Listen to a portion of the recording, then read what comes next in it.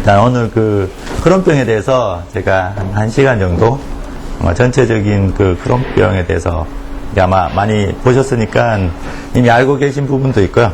그리고 조금 아마 낯설게 느껴지시는 아마 그런 부분도 있을 거예요. 일단 제가 그 크론병에 대한 전체적인 그 지금 의학적인 문제랑 또 의학적인 진행 상태 하고 이곳에서 도대체 어떻게 뭐 치료하고 진단하는가 아마 이런 이야기를 드리게 될 거예요. 대개의 경우 제가 이제 크론병 환자분들을 뵈면 이 크론병이라는 용어 자체가 사실은 그 한의학적인 용어가 아니거든요. 이 말 자체가. 그래서 또 크론병이라는 진단을 대부분 병원에서 받아요. 병원에서 받기 때문에 마치 이 병이 그 서양의 병인 것처럼 많이 생각을 하세요. 그리고 또 이 병을 전혀 또 낯설게 생각하다가 어느 날 갑자기 병원에 가니까 이거 크론병이다. 이렇게 하니까 어때요? 거기서 처음 정보를 접하고 또 처음 어떤 치료 방법이라든지 또는 변화라든지 이런 걸 그쪽에서 처음 들어요. 그러니까 사람이 그 처음에 들었던 것들이 되게 이제 이미지가 강하게 남거든요. 그래서 이제 병원에서 하는 조치들을 되게 많이 따라요. 근데 이제 이 크론병도 되게 만성병이라서 한 번에 이렇게 낫는 병이 절대 아니죠. 그리고 병원에서는 이 병 자체를 불치병으로 보고 있어요. 그래서 불치병이라도 왜 이 증상 자체가 사실은 그냥 설사하고 배 아프고 하는 게 일단 대표적인 증상이에요. 사람이 좀 설사하고 좀 배 아픈 증상으로 갖고 불치병이라니까 되게 답답해지는 거죠. 그래서 일단 병원에서 시킨 대로 치료를 되게 많이 받아요. 뭐 짧게는 3개월, 길게는 한 10년 이상씩 치료를 받는데 문제는 치료에도 예후가 그렇게 썩 좋지가 않다는 거예요. 이렇게 치료를 하면 할수록 희한하게 장의 손상이 점점 좀 심해지는 걸 느껴요. 되게 답답하죠. 매일매일 설사를 뭐 보통 분들 같은 경우는 보통 이제 크론을 앓고 있는 분들은 하루에 뭐 보통 기본 3번에서 5번은 기본이고 많이 심한 날 같은 경우는 뭐 하루 종일 진짜 설사를 하는 분도 있죠. 또 설사 양상도 크론의 설사가 동일한 상태가 아니고요. 다양한 형태의 설사가 나와요. 그러니까 어떤 건 음식이 소화 안 된 설사가 나올 때도 있고 물처럼 쭉쭉쭉쭉 물만 이렇게 쫙쫙 빠질 때도 있고 이렇게 진흙 덩어리를 이렇게 섞어놓은 것처럼 왜 그 홍수 났을 때 강물 막 이렇게 탁한 강물 흘러가듯이 그런 설사가 나올 때도 있고요. 어떤 데는 피가 섞여 나오기도 하고 어떤 데는 어때요? 아주 검은 짜장면을 이렇게 버무려 놓은 듯한 피가 나오기도 하고 농이 되게 많이 섞여서 피가 나오기도 해요. 그러니까 크론의 그 설사라는 증상도 사람마다 다 틀려요. 근데 이제 어떤 이런 설사 증상을 장기적으로 갖고 있다가 계속 치료를 하고 있는데 문제는 나중에 크론 환자의 한 80~90%가 그 뒤쪽으로 갈수록 장을 절개해야 되는 상황으로 진행이 돼요. 그러니까 수술을 한두 번씩 계속 받아보는 문제가 일어나요. 근데 계속 장을 계속 절개해 나가다 보면 지금 제가 본 분은 장의 한 70~80%를 절개를 한 분도 있어요. 근데 장의 70~80%를 끊어놓고 그 다음에 어때요? 염증이 생길 만한 장이 없는 거예요. 그러면 어때요? 그 병 자체가 정말로 나았느냐고 보면 그렇지도 않아요. 그럼에도 불구하고 계속 문제가 유발이 되는데 이제 이럴 때쯤 되면 되게 답답해져요, 환자들이. 그리고 제가 본 애들 중에는 이 크론병이라는 걸 보통 10대들도 많이 걸려 있거든요. 애들이 뭐 인생을 시작하는 사춘기쯤 돼갖고 이 크론병으로 아주 되게 심각한 정신적인 스트레스가 엄청나게 심한 애들도 되게 많아요. 그러니까 크론병이라는 부분에 우리가 보통 아주 심각한 스트레스에 의한 질환들을 같이 동시에 겪어요. 그러니까 그 원인 상태를 이렇게 치고 들어가 보면 거기에 스트레스라는 것도 엄청나게 중요한 변수로 등장을 하는데 또 이런 걸 별로 중요하게 생각을 안 하고 있다는 거예요. 그러니까 여러 가지 크론병의 문제들이 되게 많이 있고요. 하고 그 막상 당사자들도 되게 답답해하는 병이고, 하고 주위에서 사실 옆에서 보는 분들도 되게 답답하죠. 저걸 어떻게 해주고 싶은데 어떻게 할 방법은 없고, 우리가 아마 여기 뭐 보호자분들 같은 경우는 보통 살다 보면 설사를 한두 번씩 누구나 하게 되는데 하루에 보통 설사 한 3번 이상만 이렇게 설사를 해도 사람 힘이 쑥 빠지거든요. 눈이 쑥 들어간다 그래요. 캥해지고. 근데 얘들이 하루 이틀도 아니고 몇 개월이나 그런 설사를 하고 있으니까 얼마나 걔들도 힘들겠어요. 이제 그런 부분의 원인이나 이런 것들에 대해서 되게 답답한 상황이 되어 있는 게 지금 이 크론병의 현실이에요.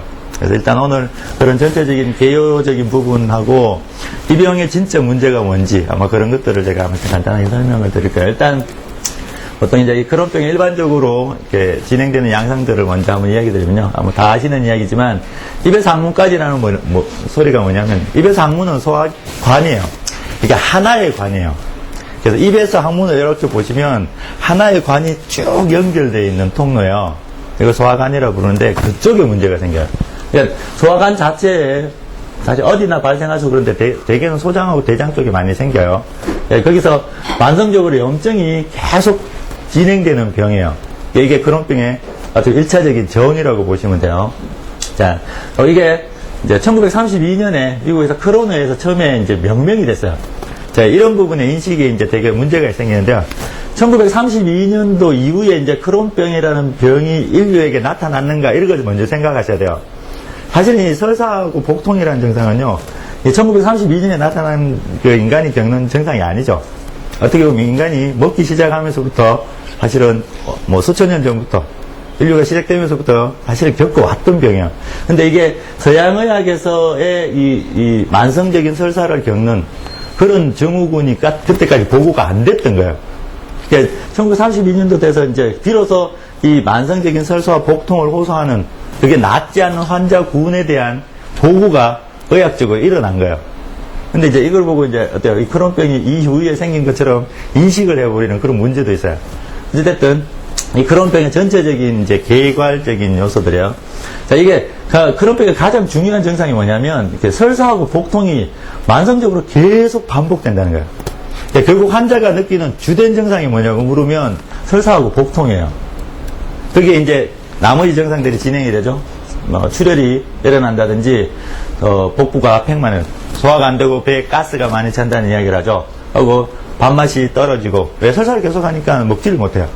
그래서 어때요? 전신에 2차적으로 영양장애가 나타나요. 그러니까 이 크론병 자체의 병우는 설사하고 복통을 호소하는 건데요. 이것 때문에 소화기계 장애가 나타난다는 거예요.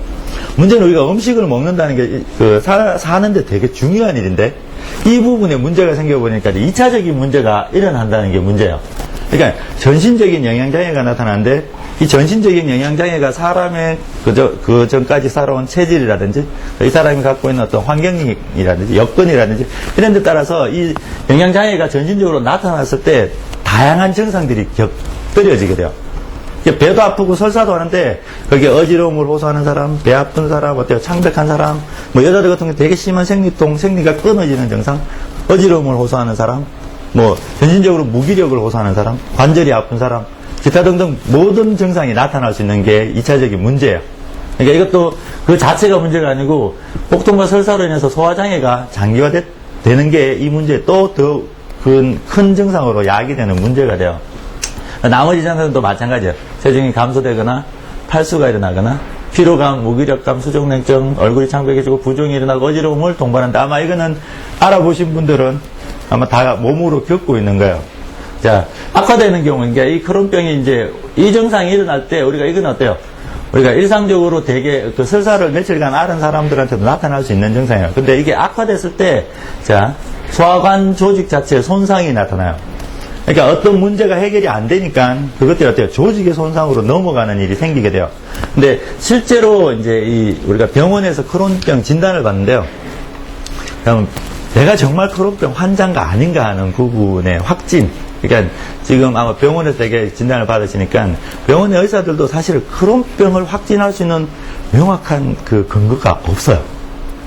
그러니까 한번 가보시면 그것도 되게 답답한 이야기인데 크론병이라는 병은 틀림없이 있는데 이 병 자체의 원인 자체가 명확하지 않은 데다가 만성적인 설사를 하고 복통을 하고 어때요? 뭐 농도 나고 뭐 되게 이제 복잡한 증상이 있는데 정말 당신이 크론이라는 확진 자체를 어떤 식으로 의사가 내리느냐 하는 부분도 되게 궁금하고 의아스러운 부분이에요. 사실은 설사하고 가보시면 제일 처음에 이제 크론병 이야기하기 전에 결핵 이야기를 먼저 하죠. 장결핵 이야기를 먼저 하게 돼요. 어떠시면 뭐 나중에 이렇게 피부 쪽에 문제가 일어나면 베체특이라는 병도 언급을 하고요. 이게 왜 그런 이야기가 일어날까 하는 건데 이 크론병이라는 걸 병원에서 의사가 확진할 때 확진할 수 있는 근거나 혈액검사나 뭐 나머지 이런 걸로 확진이 안 되는 병이에요. 병원에서 이게 크론병이라고 일단은 의심하는 게 첫 번째가 뭐냐면요. 장 조직 자체에 우리가 이렇게 자갈 모양, 자갈들이 이렇게 볼록볼록 올라온 듯한 물방울의 용종이 나타났을 때 그게 내시경상에 그게 보일 때 크론이라고 이야기를 하는 거야. 그게 만성적인 설사를 가지고 있고 복통을 가지고 있으면 아 이거 크론일 거다라고 생각을 해요. 사실 그게 전부거든요. 그 이외에 크론을 확진할 수 있는 어떠한 진단 근거가 없어요. 근데 문제는 그 부위에 염증이 일어나는 장질환은 생각보다 되게 많아요. 많은데 이게 크론인가 아닌가 되게 황당한데 제일 유사한 게 결핵인데요. 결핵균이 나오면 사실 결핵이라는데 결핵도 장결핵에 결핵균이 검출되는 경우가 거의 없어요. 그러니까 의사도 이러지도 저러지도 못해요. 근데 환자는 계속 설사한다고 뭔가 병명은 필요하고 하고 이 크론병이라는 게 서양의학에서는 그 처음에 내과에서 설사하는 사람들한테 이런 병들을 이름을 잘 안 붙여줬어요. 근데 이게 그 내과 학회에서 어때요? 이 병에 대한 그 보고를 하고 1932년도에 보고가 됐으니까 어때요? 최근의 일이죠, 사실은. 그래서 그것들이 의사들한테 실질적으로 어때요? 이 크론병이라는 진단명을 많이 쓰기 시작한 건 어때요? 그것도 30년이 채 안 되는 이야기야. 우리나라 같은 경우는 이제 한 20년 정도 돼가요. 그러니까 옛날에는 그냥 설사, 과민성 대장염, 뭐 만성설사, 장염 이런 식으로 진단받던 병들이야. 근데 이제 이게 내시경을 해보고 뭔가 이렇게 볼록볼록 나중에 제가 크론병 사진 그 어떤 모습을 크론이라고 의사들이 진단하는 그 모습을 보여드릴 건데 그런 게 있는 걸 이제 크론이라는 이름을 붙여주기 시작해요. 환자들한테. 그리고 요즘은 이게 그 크론병 진단받는 환자가 되게 많아졌어요. 예전에 비해서. 그러니까 환자가 많아졌다고 제가 보진 않아요. 근데 뭐냐면 진단상에서 의사들이 크론이라는 용어들을 많이 선택을 하기 시작했다는 거예요. 뭐 지금 여기 제가 피부도 보고 있지만 애기들 예전에 이렇게 얼굴에 뭐 문제 생긴 섭진이라고 많이 이야기를 해주다가 어느 순간부터 그걸 전부 아토피라는 용어로 바꿔버렸어요. 애기들 뭐 조금 문제만 생기면 다 아토피라고 부르죠. 근데 아토피를 확진할 수 있는 의학적인 근거가 있냐면 또 전혀 없어요. 그걸 섭진이나 나머지 증상들과 구분할 수 있는 어떤 또 진단 근거가 없어요. 그냥 보고 피부에 염증이 있는데 이게 안 낫고 계속 긁으면 아토피라고 불러버려요.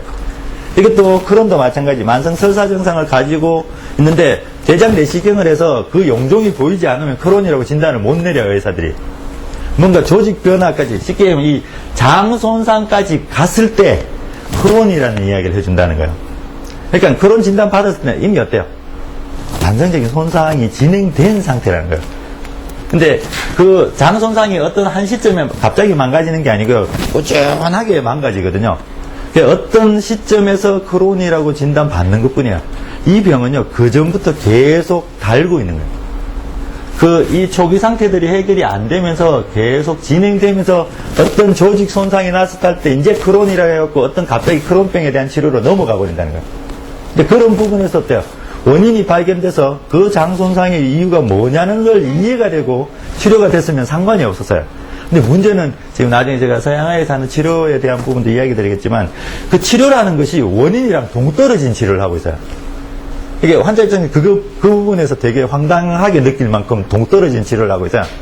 이게 문제인데 치료는 전혀 엉뚱한 것을 치료하고 있거든요. 그러니까 이 병이 그런 치료를 받음에도 불구하고 호전이 안 돼요. 그래서 이제 이 병이 결국 불치병이라는 이 불명예를 얻게 되는 거예요. 그러니까 그런 부분들도 아시고 계시면 돼요. 그러니까 이 장 손상이 나타나면서 장의 협착이나 폐색이나 궤약, 천공, 누공, 장 출혈, 치루 아마 이런 증상들이 이제 나중에 조직 손상까지 나타난 걸 뜻하고 있는 거예요. 자, 이 크론병에 되게 재밌는 몇 가지 특징이 있는데요. 제가 여기서 이제 이 크론병의 원인이 뭐냐는 부분의 힌트들을 가질 수 있다는 거예요. 이게 서구화된 도시 지역, 그러니까 선진국에서 많이 생기는 병이에요. 그러니까 미국이나 유럽 등의 이 발병률이 되게 높아요.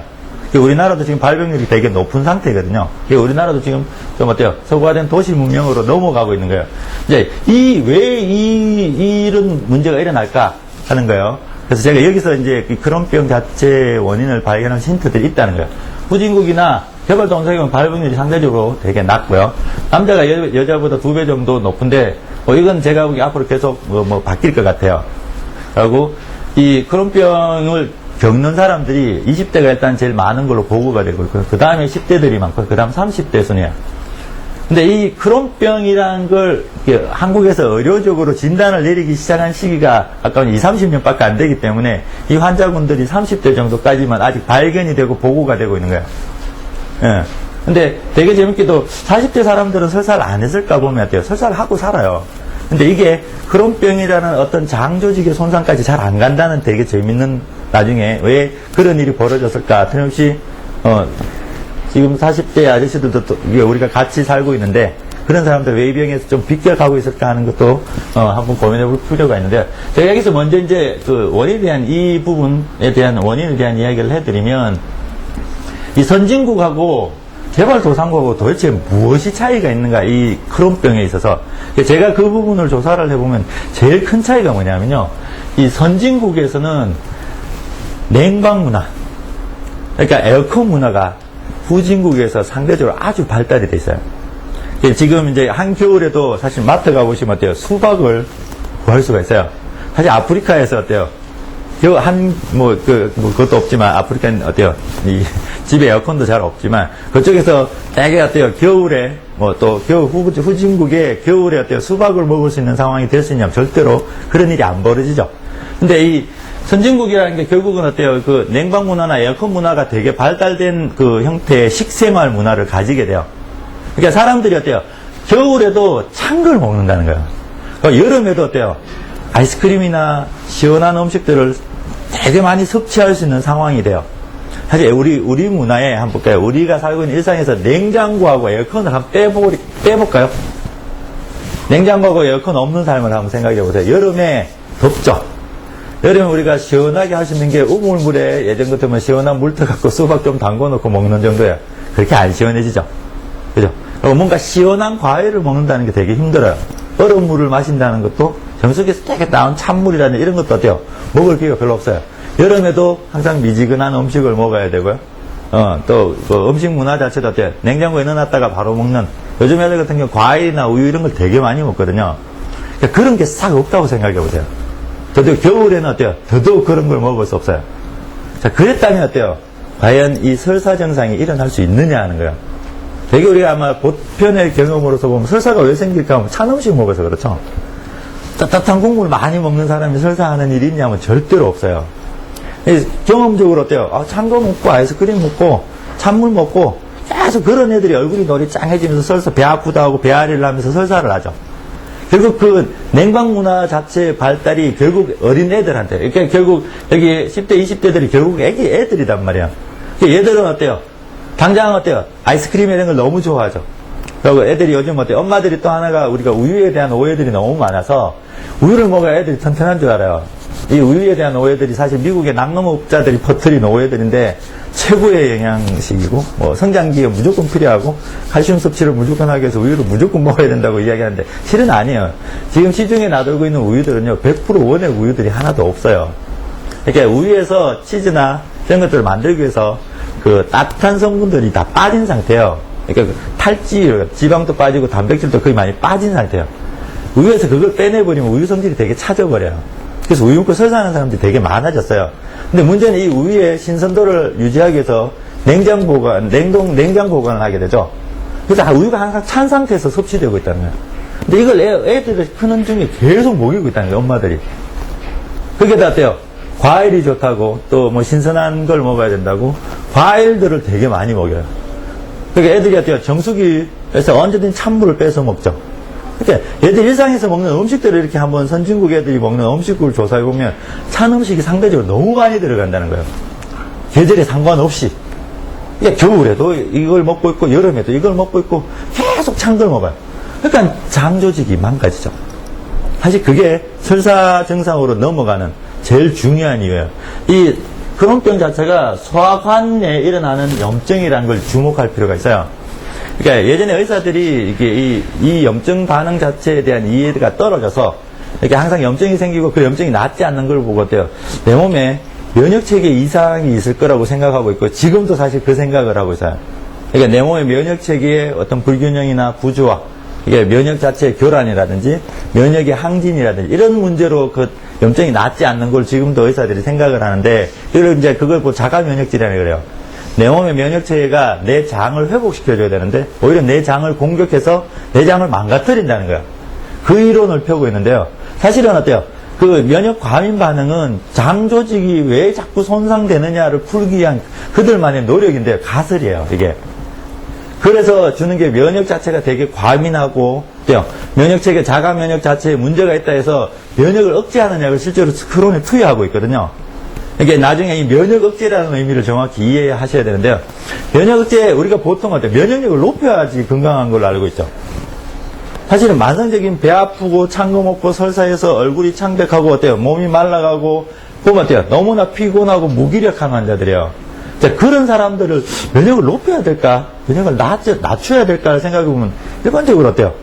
답답하고 면역을 높여야 되죠. 근데 의학적인 조치는요, 이런 사람들한테 면역을 강력하게 억제하는 약을 써요. 쉽게 항암제 계열의 약들이에요. 그 약들이. 그 약을 투여해서 염증을 어떻게 해보겠다고 약을 주고 있어요. 되게 재밌게도 약물 치료를 오래 받은 환자일수록 뒷부분에 장을 절개할 확률이 되게 높은 상황으로 넘어가고 있더라고요. 그냥 설사해도 약 안 먹고 버티고 어떻게 한 사람들은요, 장을 절개하는 상황까지 잘 안 가요. 근데 실컷 치료한 사람들이 병원의 통계에 의하면 크론병 환자의 80%가 수술이 필요하다고 돼 있어요. 그 크론병 환자는 자기들이 관리하는 환자의 80%라는 거예요. 그럼 뭐냐면 그쪽에서 이제 우리가 처음 가면 처음부터 수술하자는 이야기를 못 하잖아요. 그죠? 그러면 처음에는 어때요? 약을 주죠.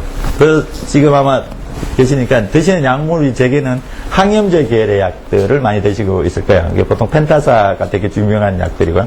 그 다음에 면역 억제제 약들을 많이 쓰시고 있어요. 요즘 뭐 레미케이드라고 환자들한테 되게 뭐 인기가 있는 이게 면역 억제제고요. 여기에 스테로이드라는 또 하나의 면역 억제 효과가 있는 약을 주로 쓰시게 돼요. 만성적으로 이 세 가지 약을 환자들한테 계속 많이 투여를 하고 있어요. 일시적으로 뭐 그렇게 항생제를 주는 경우도 있어요. 이렇게 감염이 됐다고 생각되는 경우에 항생제나 항바이러스 이런 것들을 주는 경우가 있고, 일시적으로 지사제를 주는 경우도 있는데요. 그런 병 환자들한테 지사제를 잘못 쓰면 되게 큰일이 생겨요. 자, 우리가 볼까요? 대변은 어때요? 내 몸에서 이걸 받아들이지 않겠다는 신호를 보내준 거거든요. 내가 지금 네가 먹은 음식을 내가 내 몸으로 흡수할 의사가 없다는 거예요. 없으니까 얘를 배출해 달라는 거거든요. 쉽게 말해서 쓰레기가 된 거예요, 음식이. 이 쓰레기를 배출시켜줘야 된단 말이에요. 근데 그걸 어때요? 막아버리면 그 쓰레기들이 장에 고이는 문제가 생겨요. 그래서 그런 병 환자들이 설사를 하는데 지사제를 함부로 쓰면 안 돼요. 설사가 안 나오고, 지사제 먹고 설사 안 나온다고 좋아할 일이 전혀 아니라는 거죠. 쉽게 하면, 아주 더 쉽게 하면 제가 똥 나오는 걸, 똥구멍을 똥 막아놓고 어때요? 야, 똥 안 나온다고 좋아하고 있는 일이 전혀 아니죠. 지사제도 잘 못 써요. 잘못 쓰면 진짜 더 큰 손상이 생기기 때문에 그래요. 그래서 정말 급한 증상이 살짝 있어도 의사들도 말죠. 만성적으로 지사제 처방은 안 받아보신 거죠. 그죠? 이게 그런 문제가 있는 거예요. 그래서 이 자체들 자체가 의학적으로 되게 문제가 많이 있더라, 치료에 있어서. 그러니까 전혀 이 문제의 원인 자체에 해결되는 약들이 전혀 없는 거예요. 항염제라든지 스테로이드라든지 면역 억제제. 자, 이것들이 주된 치료약인데 이것들로 내 장이 차져 있거나 내 장의 염증 상태를 회복시킬 만한 힘을 높여주거나 허약해진 면역을 높여줄 수 있는 어떠한 조치도 안 하고 있는 거예요. 되게 황당해지는 거죠, 이렇게 되면. 자, 그런 부분들에 문제가 있더라. 자, 그리고 크론병 자체에 호발 부위가 있어요. 그러니까 이게, 자, 입에서부터 항문까지 이렇게 따라가 보시면 어때요? 하나의 관이라는 걸 알 수 있죠? 이렇게, 그죠? 이제 보니까 어때요?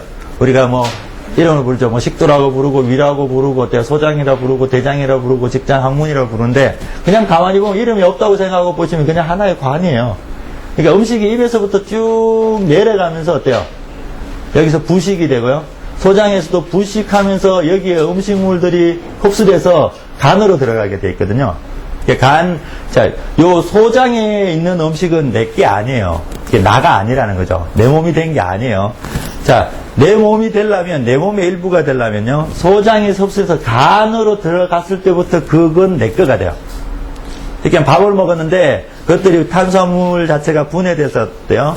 당으로 분해돼서 그 당이 소장에서 대장으로 가버린 건 내 거가 아니에요. 근데 얘가 간으로 들어가면 혈액중으로 우리가 어때요? 혈당을 만드는 걸로 작용이 돼서 그것들이 결국 에너지를 만들어내게 되거든요. 그래서, 자, 소화관에 있는 것들은 나의 것이 아니라고 생각하시는 게 좋아요. 그러면요, 이걸 내 것으로 만들 거냐, 아니면 얘를 내 것으로 만들지 않을 거냐 하는 선택이 어때요? 사실은 간에 있는 거죠. 간 상태에서 어때요? 이걸 내가 필요하다면 많이 흡수할 거고, 내가 이거 필요 없다고 생각하면 배출을 할 거예요. 그게 음식하고 인간의 선택 관계란 말이에요. 쉽게 보시면. 근데, 인체에서 필요한 영양분이라고 생각하면 무조건 흡수를 하게 돼 있어요. 이게 배출이 위주가 아니고요. 흡수가 위주로 되어 있는 거예요. 근데 설사라는 건 어때요? 이걸 흡수하기 싫다고 계속 내보내는 거예요. 그게 어떤 치명적인 문제가 생긴 거예요. 그 문제를 이해하시면 되는 거거든요. 이 병을 자체를 치료하려면. 그래서 크론병 자체에 대한 부분을 제가 보면 되게 많이 발생되니까 이 부위예요. 아마 그 환자분들은 오른쪽 우하복부 쪽을 이렇게 눌러보면요. 되게 아프고 빵빵하고 불쾌한 느낌을 갖게 돼요. 여기가 보통 우리가 맹장이 있는 곳이라고 얘기하는데 이 부위가 뭐냐면요. 음식이 소장을 거쳐서 대장으로 넘어가는 곳이에요. 이게 여기가 해맹부라고 그렇게 이야기를 하는데요. 자, 여기에 왜 크론병이 되게 많이 일어나느냐 하는 이유예요. 그러니까 이 부분을 가만히 보시면 이제 혈관적인 구조를 이렇게 보시면 쭉 내려가죠. 여기까지는 계속 내려가는 루트죠. 그죠? 중력 방향으로 계속 내려가요. 근데 여기서는 어때요? 이게 상행결장애를 부르는 대장이에요. 이렇게 역행하는 곳이에요. 대장 쪽에서 이 음식물들이 역행해서 올라가야 되거든요. 여기도 이렇게 역행해서 올라가야 되죠. 여기서 쭉 내려가게 돼 있어요. 자, 이게 크론병 자체가 찬 음식을 되게 많이 먹고 물의 섭취라든지 소화되지 않은 기름기 많은 음식이라든지 이런 것들을 많이 먹은 사람들이에요. 그걸 장에서 내가 흡수 안 하겠다고 내보내는 중이에요. 근데 이까지는 쭈르륵 물이니까 내려갈 수 있어요. 근데 여기서 물이 올라가야 돼요. 올라갈 수 있냐면 못 올라가요. 왜? 장에 힘이 없거든요. 장에서 이걸 흡수하고 연동운동을 통해서 이걸 밀어낼 수 있는 힘이 떨어진 상태에서 이걸 중력 역방향으로 끌어올려야 되는데 안 올라가요. 그래서 여기에 그득하게 물이 고여요. 여기서 장의 폐색이 일어나고요. 여기 소장과 연결 부위에 증상이 가장 많이 봐요. 50% 이상이 여기서 발생이 되는 거예요. 이유가 그거예요. 결국 뭐예요? 여기에 수분이 많이 함유된 음식, 소화되지 못한 음식이 중력 역방향으로 올라가지 못해서 일어나는 병이라는 걸 알 수 있어요. 그게 뭐냐면 장에 물이 너무 많이 찼다는 거예요. 그 물을 장이 처리를 못하는 거예요. 이걸 내보낼 수도 없을 만큼 많이 처져 있는 상태고요. 여기가 이렇게 처져 버려요. 눌러보면 여기 되게 빵빵하게 되게 많이 아파요. 환자들이. 통증이 여기서부터 많이 시작돼요. 여기도 생기겠죠. 이제 보면. 그죠? 여기도 올라갔다 밑으로 고였다가 올라가야 되거든요. 여기도 왜 이렇게 올라가는 방향이죠. 그죠? 이게 행행길달종인데 여기서도 2차적으로 크론이 많이 일어나요. 그 다음에 어때요? 우리 쭉 내려가죠. 여긴 좋죠. 그죠? 쭉 내려가서 여기서 다시 한 번 더 고이게 돼요. 그래서 직장 쪽에 여기가 이렇게 빵빵하게 여기도 물이 잘 차요. 그러니까 1번 쪽, 2번 쪽, 3번 쪽이 크론이 되게 많이 생기는 곳이에요. 근데 가만히 보면 어때? 그 이유가 뭐냐고 가만히 보면 이게 물리적인 흐름에 대한 문제가 개입되어 있다는 걸 알 수가 있어요. 물들이 고이는 곳이라는 거예요. 물들이 고이니까 어때요? 조직에 물이 빵빵하게 차요. 나중에 이제 크론병 사진을 보면요. 이게 우리가 알고 있는 어떤 자가 면역 질환에 의한 염증이 아니고요. 장에 물들이 그득하게 고여서 물방울들이 형성되고 그 물방울들이 계속 터지다가 어때요? 계속 터지다가 뻥 터져서 농이 형성되는 질환이에요. 그러니까 이 크론병의 출혈은 되게 재밌게도 여기 궤양성 대장염이라는 되게 반대 성향이 가진 질환이 있어요. 그건 뭐냐면 물이 차는 게 아니고 여기가 벌겋게 혈관이 염증으로 붓는 병이 있어요. 그거는 피를 많이 선홍석에 출혈이 많이 일어나는 병이에요. 이게 열의 염증 질환이고요. 이건 되게 급성 질환이에요. 오래 가지 않는 병이거든요. 이건 항생제라든지 어때요? 뭐 면역 억제제 이런 거 줘버리면 보로만이 깨끗하게 낫는 병이에요. 근데 그 병은 여기가 빨갛게 다 부어 있어요. 장조직 전체가. 왜? 염증이 들어서. 이런 분들은 어떤 거는 술이라든지 자극적인 거, 매운 거 많이 드시는 분 있죠? 그런 분들이 걸리는 병이에요. 평소에 몸에 열이 많은 사람이, 어때요? 깡 마른 사람이 맨날 술 먹고, 어때요? 떡볶이 같은 거, 매운 불닭 이런 거 계속 드시면 장이 벌겋게 부어요. 아주 다른 병이에요. 근데 이 크론병은요, 이 매운 거나, 이 떳떳한 거나 이런 것들을 잘 안 먹는 사람들이에요. 한번 식생활 돌아보세요. 반대로 차고 시원하고 야채나 과일류의 음식을 되게 즐기는 사람들이에요. 그게 음료수라든지 찬물까지도 많이 즐기는 사람이라서 물이 빵빵하게 이게 홍수가 난 병이에요. 되게 다른 느낌이죠. 그죠? 하나는 열이 가득 채인 가뭄이 든 병이고 하나는 물이 넘쳐나서 홍수가 난 병이에요. 그래서 장 조직에 물들이 그득하게 고였다 때 그 물주머니들이 터져나가면서 크론의 기본적인 장 손상 모습을 보이기 시작해요. 그게 크론병이야. 이게 원인이 되게 명확하다는 거죠. 이 병 자체가. 근데 의사들이 어때요? 이 부분은 엉뚱하게 음식에 대한 포커스나 이런 데 안 맞춰주는 거예요. 그러니까 우리가 상식적으로 생각해도 설사의 가장 큰 문제는 내가 평소에 배가 찬 사람이 찬 걸 너무 먹어서 일어나죠. 그게 만성설사의 가장 기본적인, 우리가 누구나 일반적으로 사람이 음식을 먹다 보면 느낄 수 있는, 쉽게 이해가 되는 문제인데, 그 문제를 의학적으로 생리학을 해버렸어요. 이게 제일 중요한 문제를 사실 빼먹고 이 크론병에 접근했다는 거예요. 그러니까 되게 문제가 심각해졌다는 거예요. 그러니까 의학적으로 엉뚱한 약들만 자꾸 투여하고 있고요. 그래서 포괄 부위도 어때요? 이 크론병의 특징을 이해하는 데 되게 도움이 되죠. 그죠? 자, 그래서 제가 크론병 자체가 어떤 식으로 크론이라는 진단까지 가느냐 하는 건데요. 되게 처음에는 어때요? 그냥 가볍게 설사 한두 번 하죠. 그냥 한두 번 설사하고 좀 괜찮기도 하고, 뭐 그런 시절이 있어요. 이렇게 큰 거. 근데 이 설사가 어때요?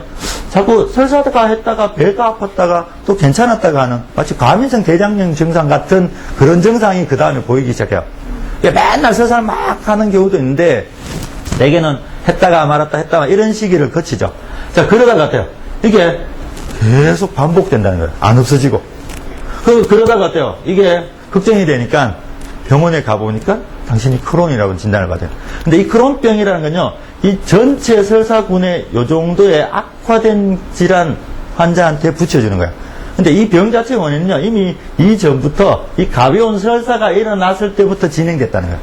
그래서 초기에 가벼운 설사를 치료를 못했기 때문에 그것들이 계속 악화 과정을 거치면서 크론이라는 것까지 갔다는 거예요. 그래서 이걸 없앨 수 있으면요, 초기 설사의 원인을 제거할 수 있으면 크론병의 원인도 제거된다는 거예요. 그러니까 크론이라는 게 어디 뚝 떨어지는 병이 절대로 아니라는 걸 이해하셔야 돼요. 그러면 자, 이제 제가 자, 이 크론병이 양방에서 진단받고 양방의 선생님한테 설명을 다 들었는데, 이 한의사가 왜 이 크론병을 언급하느냐 하는 건데, 사실은 우리가 크론이라는 말을 빼버리면, 그건 1932년도에 겨우 이제 서양의학적인 체계로 보고가 된 것 뿐이고, 자, 한의학에서 이 크론이라는 그 개념, 이런 병을 앓고 있는 사람들에 대한 보고가 전혀 없었느냐면 아니에요. 당연히 수천 년 동안 설사에 대한 보고들은 무수하게 많이 돼 있어요. 그 설사의 양상들이 어떻게 보고됐는지 제가 보면 돼요. 크론병의 증상이 뭐냐면, 우리가 설사하고 우리가 양기가 허약해서 발생되는 증후인데, 이 양기라는 말 자체가 좀 낯설면요, 사람의 구성이 이 형태적인 부분, 우리가 육체라고 부르는 부분이 있고요. 이 시체도 육체는 있죠. 근데 이 시체는 어때요? 살아있지 못해요. 그 살아있음이 뭐냐, 활동하는 힘이 있는 거죠. 이걸 생명의 에너지라고 보통 많이 이해를 하시는데, 한의학에서 그 생명의 에너지를 양기라고 불러요. 그러니까 우리가 지금 체온이 36.5도라는 체온을 유지시킬 수 있는 따뜻한 기운이에요. 이 따뜻한 기운이 어때요? 인체 전체 생명 활동을 주관하고 있어요. 사실 우리가 형체가 지가 알아서 이렇게 손이 움직여지는 게 아니죠. 내가 에너지를 이렇게 흘리니까 이쪽이 손이 들리고 눈이 깜빡거리고 하는 거예요. 그래서 문제는 이 크론이 만성적인 설사로 인해서 또 음식의 잘못으로 인해서 기본적으로 생명의 에너지가 계속 약화가 돼요. 나중에 이 양기가 떨어진 증상을 보시면요, 만성적인 크론 환자들이 겪고 있는 증상이 똑같다는 걸 알게 돼요. 그래서 이 한의학적으로 보면 하여간 이 양기 허약과 만성적인 설사가 맞물린 병인데요. 이 한의학, 그 크론병을 우리가 이 동의보감이나 내경이라는 책들이 있는데, 이게 내경은 한 2000년 전에 쓰여진 책들이에요. 거기에 이미 이런 것들이 다 기술이 되어 있는 거예요. 자, 구설이라는 거 오랫동안 설사를 하는 병이죠. 자, 허설이라는 거 허약해서 설사를 하는 거겠죠. 이게 만성적인 설사와 허약에 의한 설사들이 보고가 되어 있는 거예요. 그게 차가워서 생기는 설사예요. 아까 찬 음식을 많이 생긴 그런 설사의 유들도 보고 차서 생겨요. 손설이라는 건 뭐냐면 음식이 소화되지 않은 것들이 나오는 설사를 이야기해요. 그러니까 거기다 대장에서 일어나는 설사군이 있고요, 소장에서 일어나는 설사군이 있고, 자, 복통구설, 자, 배가 아프면서 계속 설사하는 증상들도 보고가 돼 있어요. 그리고 자, 장중명, 배에서 물소리가 되게 많이 나죠. 그런 병 환자들은 몸이 빼짝 말랐는데도 희한하게 배에서 물소리가 나요. 먹은 것도 별로 없고 삐쩍 말라있는 애가 어때요? 배에서 물소리는 고소하고 어때요? 삐쩍 말라 비틀어서 장이 말라 비틀어지지 않을까 걱정스러운데 귀를 이렇게 대고 있으면 꾸르륵 하는 물소리가 되게 많이 나요. 그때 어때? 물이 아래쪽에 고여있는 증상이에요. 그리고 복중 착역이면 복중에 협착이 있는 거예요. 그런 병 자체가 어때요? 이렇게 장에 협착이 일어난다 그랬죠. 그러니까 이런 것들이 이미 한의학에서는 예전부터 보고가 됐던 병이에요. 그래서 그런 보고된 내용을 제가 구체적으로 이렇게 문장들을 한번 뽑아봤어요. 자, 차갑게 한설이라는 건데, 차갑게 생겼는데 몸이 추워요. 몸이 무겁죠. 자, 지금 이거 만성적인 양기가 떨어지면 몸이 추워지거든요. 예전에 보고된 것들인데요. 그러고 어때요? 자, 배가 빵빵하면서 끊어질 듯이 아파요. 배가 막 끊어질 듯이 아파요. 그게 어때요? 네 명이 배에 물소리가 되게 천둥 치듯이 가락가락 나는 거예요. 그리고 어때요? 이게 갑당인데, 지보울이나 이런 애들이 설사하는 거, 대변을 딱 해, 물설사를 하는 거거든요. 물설사를 하고, 자, 여기 뭐냐, 음식이 소화되지 않은 설사를 한다는 거예요. 이게 차서 생기는 설사의 기본적인 증상들인데 어때요? 크론병 증상이죠. 그죠? 이제 보니까. 이런 증상을 가지고 있다면. 그때 어때요? 그때 치료를 어떻게 하라고 약도 있어요. 이런 약으로 어때요? 치료를 계속 해왔던 거예요. 물론 제가 어때요? 제가 이 크론병이라는 것들을 알기 전에 이게 크론병이라고 굳이 부르지 않고요. 우리는 이렇게 부르니까 이런 병으로 만성설사 환자를 무수하게 치료해줬어요. 그게 낯설거나 이런 질환이 전혀 아니에요. 저희 입장에서 보면. 이게 크론이라니까 되게 뭔가 낯선 병이라고 생각하는데 전혀 아니라는 걸 명심하셔야 돼요. 그리고 허에서 생기는 설사는요. 음식이 들어가자마자 바로 설사를 해버려요. 이런 분 있죠. 먹으면 설사해요. 먹으면 설사해요. 이게 내 몸이 허약해져서 생기는 설사의 기본적인 증상들이에요. 그래서 음식이 소화가 되지 않고요. 맥이 되게 약해요. 그러니까 이런 분들 맥을 짚어보면 맥이 되게 가늘고 힘이 없는 거예요. 이게 야기가 떨어진 증상들이에요. 자, 손설이에요. 음식 자체가 소화가 되지 않고 나오는 거예요. 이거는 뭐냐면 찬 기운이 아래에 있기 때문이에요. 배가 차서 그래요. 장이 따뜻하면요. 음식은 무조건 소화가 돼요. 제가 음식이 소화된다는 거 이걸 열을 가해서 섞이는 과정을 거쳐야 되거든요.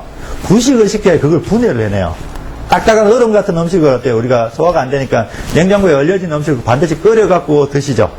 그 소화가 잘 되라고 그러는데 인체 소화가 똑같아요. 음식이 들어오면요. 그 음식을 열을 가해서 섞여야 돼요. 그래야 분해가 되거든요.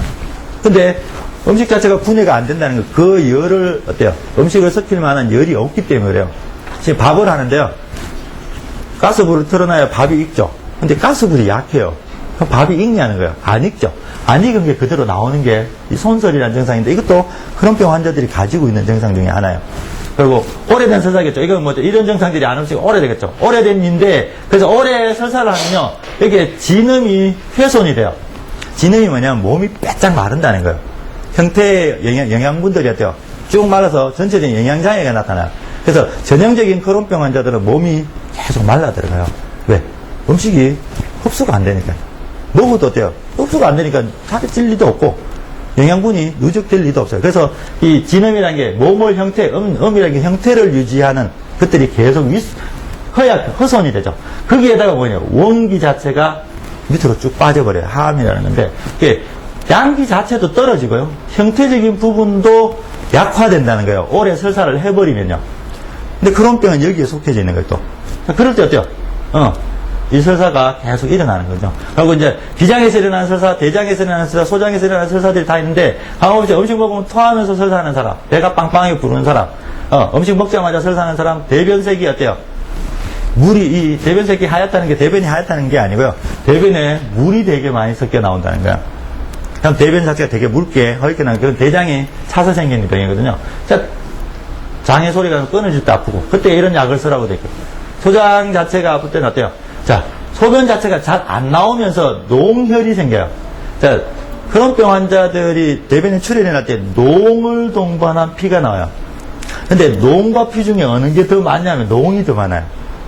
이런 특징이 있어요. 근데 이 농은 뭐냐면 물이 염증이 된 걸 농이라 그래요.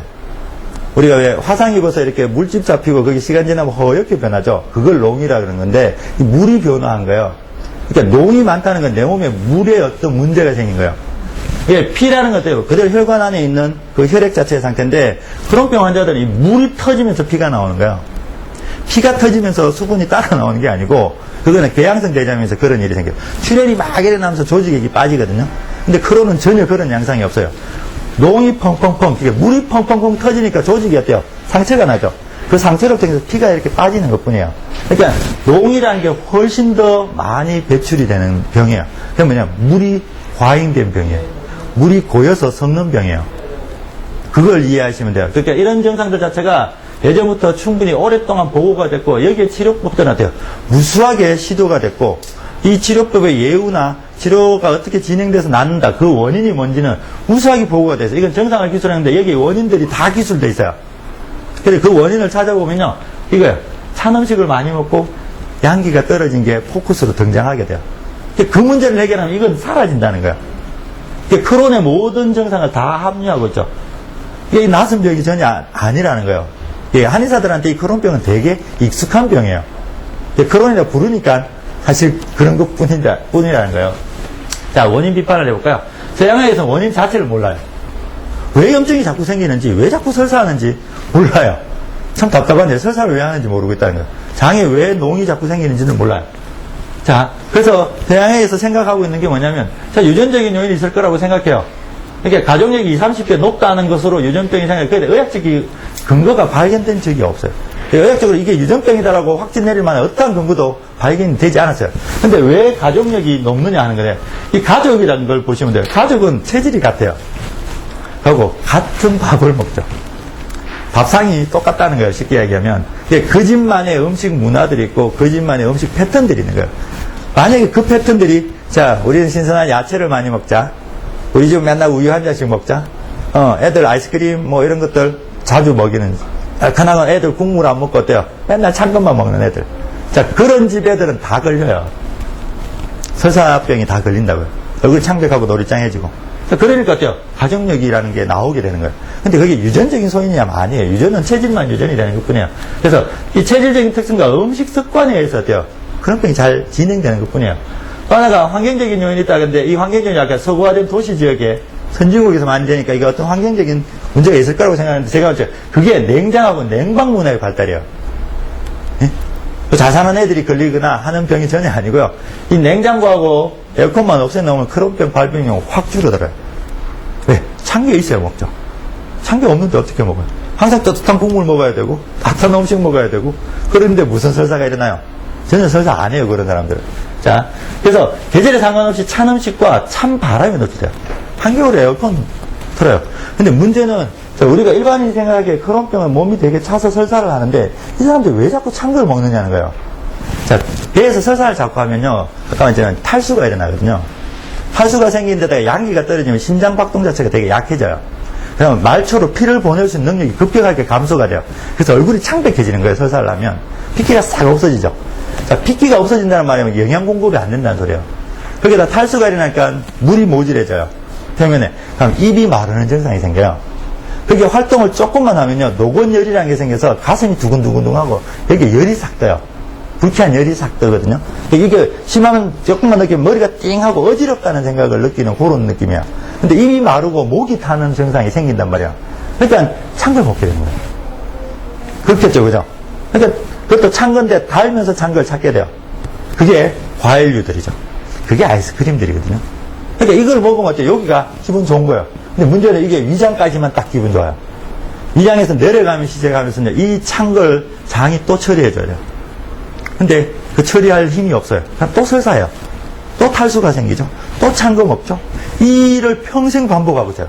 제가 크론병 환자들 먹는 음식을 체크해 봤는데요. 정말 찬 거 많이 먹어요. 정말 찬 걸 많이 먹고 있어요. 한번 되돌아서 이렇게 애들 한번 보세요. 혹시 크론병 있고 여기 또 계신 분들 있는데 내가 정말 얼큰하고 따뜻하고 화한 음식을 많이 즐겼는가? 네? 아니면 시원한 것들, 찬 것들, 과일들, 야채들, 냉수들, 냉면들 이런 거 많이 드셨는지 한번 생각해 보세요. 아주 극명하게 모습들이 보일 거예요. 그 문제 해결 안 하군요. 그럼 절대로 안 나요. 날 방법이 없어요. 왜? 그게 가장 중요한 원인이거든요. 이걸 우리가 음식에 의한 손상이라고 그러는데 병의 원인은요. 사람들이 24시간을 어떻게 사느냐에 그 원인들이 다 들어있어요. 하늘에서 병이 절대로 안 떨어져요. 얘가 하루를 어떻게 사느냐. 너무 과로하면서 과로를 너무 많이 하면 몸이 다 축나겠죠. 신경을 너무 많이 쓰면 어때요? 정신과 질환이 생겨요. 근데 찬 걸 너무 많이 먹으면 어떤 병이 생길까 하는 거예요. 그런 병이 생겨요. 근데 찬 거 많이 먹으면 그런 거 아까 술이라든지 자극성이 많으면 배양성 대장에 염증 질환이 생겨요. 이게 극명한 거예요. 내가 일상에서 찬 거 많이 먹고 찬바람 많이 쐬고 운동 안 하고 목욕 안 하고 활동 안 하고 그렇게 있었으면 딱 거기에 맞는 병이 생기는 거예요. 그게 원인이에요. 이해가 되세요? 병의 원인이라는 게 정말 동떨어지는 어떤 것이 아니고 24시간 안에 환자의 24시간 안에 반드시 원인이 있어요. 그걸 안 바꾸면요. 어떤 병도 치료가 안 돼요. 크론병 같은 경우는요. 제가 두 가지의 포커스를 두는데 이미 허약해진 양기를 어떻게 회복시켜 줄 거냐는 거예요. 그리고 이 사람들의 음식을 어떤 식으로 바꿔야 되냐는 거예요. 어떤 식으로 철저하게 관리를 해서 일체 찬 걸 못 먹게 만들어야 되느냐는 거예요. 이 두 가지만 해결이 되면 설사는 무조건 떨어져요. 감소가 돼요. 설사가 줄어들면요. 복통도 감소가 돼요. 복통이 감소가 되고 설사가 감소되면 환자가 느끼는 자각 증상이 있느냐는 거예요. 크론병은. 없어요. 그렇게 힘만 붙어버리면요. 아무런 자각 증상이 없어요. 근데 어때요? 그걸 내시장 뒤집어내고, 아직도 뭐 염증이 있어요. 라는 게 의미가 없는 거예요. 왜? 회복되고 있는 상처이기 때문에 상관이 없어요. 그렇게 크론병이 치료가 되는 거거든요. 면역학적인 용인은 이렇게 의사들은 이 부분에 가장 집중하고 있어요. 근데 이게 엄청난 딜레마를 만드는 거예요. 의학적인 모순을 만들어요. 자, 크론병은 자가면역질환이라고 인식을 해요. 아까 이제 자가면역질환이 뭐냐? 내 몸의 면역체계들이 내 장기들을 공격하는 병이야. 사실 그런 병은 없어요.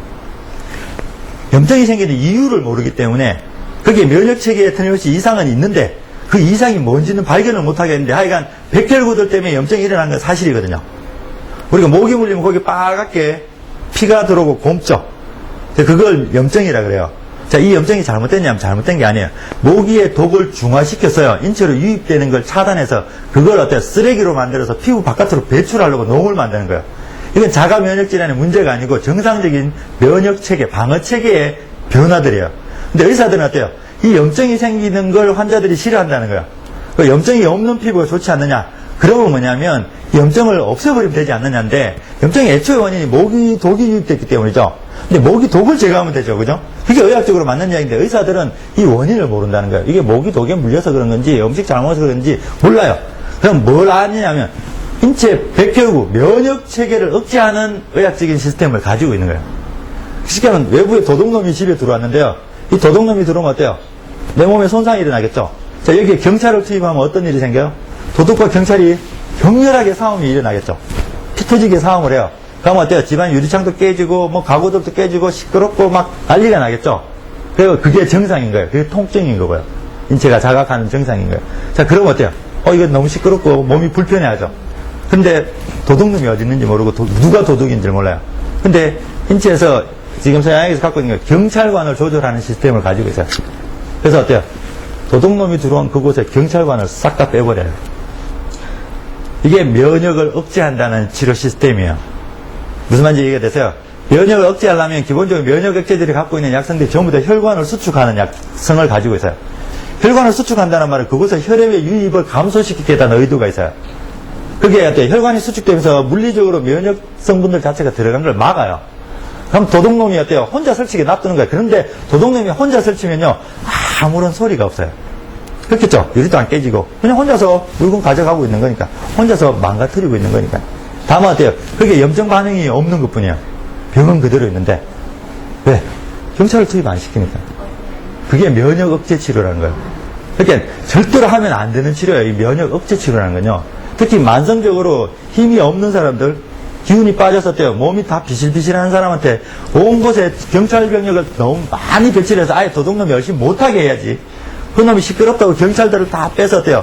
면역을 억제해 놓는 거는 말이 안 되는 치료인데 이걸 지금 서양의학에서는 너무나 당연시하게 치고 있어요. 이유는요. 자가 면역 질환이라는 자기들만의 인식 때문에 그래요. 근데 이게 규정이 됐냐고요? 규정이 안 됐어요. 이게 규정이 됐다면 이게 진짜로 자가 면역 질환이냐면요. 크론병은 이미 치료가 됐어요. 왜? 면역 억제하는 약을 계속 썼으니까. 금방 나아요. 유감스럽게 그 약을 의사들이 계속 주면서 하는 말이 있죠. 이 약으로 치료가 되지 않는다는 이야기예요. 그냥 화내기를 만드는 것 뿐이라고 이야기를 하죠. 그건 뭐냐면 정상을 살짝 없애줄게요. 라는 이야기예요.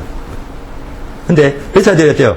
정상이 사라졌으면 얘들이 자랑할 건데 그게 어때요? 왜 관액이라는 애매모호한 말을 써놨냐면요. 아무리 줘도 안 낫는 거예요. 그 약을요. 면역질환이라고 자기들이 의학적으로 인식을 해서 어때요? 그쪽에 그 약을 계속 투여했는데도 단 한 건의 크론병 환자도 완치가 안 되는 거예요. 그러니까 얘들이 관액이라는 말로 낫지 않는다는 말로 지금 어때요? 환자들이 그냥 이야기해주고 있어요. 제가 그런 이야기를 의사가 하려면 어때요? 좀 더 고민을 더 많이 하고 했어야 돼요. 왜냐하면 그 말을 듣는 환자들은요. 정말 절망스럽거든요. 그러니까 이 병이 죽을 병이 절대로 아니고 못 낫을 병이 절대로 아닌데 의학적인 착각들이 이런 자가 면역 질환이라는 이 서양에서 면역계 질환 자체 연구가 이제 된 지 얼마 안 됐어요. 한 30년도밖에 안 됐어요. 이 역사가. 근데 얘들은 지금 모든 병을 면역 질환으로 몰아붙이고 있어요. 아토피도 면역 질환이고요. 류마티스 관절염도 면역 질환이고 하다못해 두통도 면역에 의해서 생긴다고 이야기해요. 이제는 왜? 세포나 조직에 대한 문제들로 아무리 치료해봐도 안 낫거든요. 그러니까 내가 끊어내는 수밖에 없는 거야. 수술이라는 게 되게 어떤 되게 의학적인 되게 뭔가 발전된 치료법을 생각하시면 돼요. 가장 무식한 치료법이에요. 어떻게 해결을 못하니까 그냥 싹둑 다 끊어내는 거예요. 손가락이 아프다고 손가락 자체를 끊어버리는 거예요. 이게 현명한 치료인 것 같아요. 근데 여기 손가락 관절염이 있어요. 이 관절염을 치료할 방법이 없어요. 자꾸 아프다니까 그러니까 손가락 자체 아예 없애버리는 거예요. 이게 수술이에요. 근데 제가 봤지만 가장 그쪽에서 제가 봤죠. 마지막 치료해야 되고요. 정말로 모든 의학적인 가능성이 사라졌을 때 수술을 할 수 있어요. 이게 마지막이니까. 근데 지금 너무 쉽게 해요.